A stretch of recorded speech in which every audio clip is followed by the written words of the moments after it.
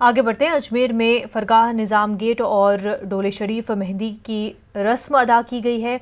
Karbala में शहीद हुए हज़रत कासिम की याद में अजमेर में मेहंदी की रस्म अदा की जाती है, लेकिन इस बार कोरोना गाइडलाइन के सबब पिछले बरसों की तरह अकीदतमंदों की कम तादाद नजर आई।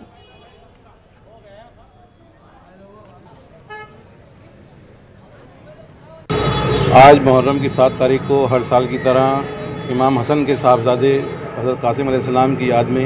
ये मेहंदी चढ़ाई जाती है। लोग बाग अपने घरों से लकड़ी की बनी हुई मेहंदी के अंदर मेहंदी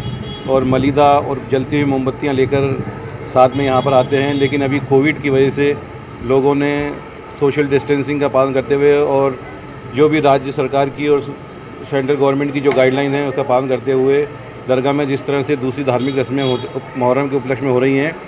ये रस्म भी अदा की गई है। और लोगों ने अपने घरों में आज नौचंदी के दिन मिठाइयों के ऊपर फातिहा का भी आयोजन सभी लोगों ने किया है अपने घरों पर, और लोग बाग इस बात से संतुष्ट हैं कि इस माहौल के अंदर भी लोग बाग नौचंदी की फातिहा दिला रहे हैं और आने वाले साल के लिए इस बीमारी से निजात मिले और लोग बाग एक आइंदा आने वाले वर्ष के अंदर एक दूसरे के घरों पे जाके इस त्यौहार को मना सकें।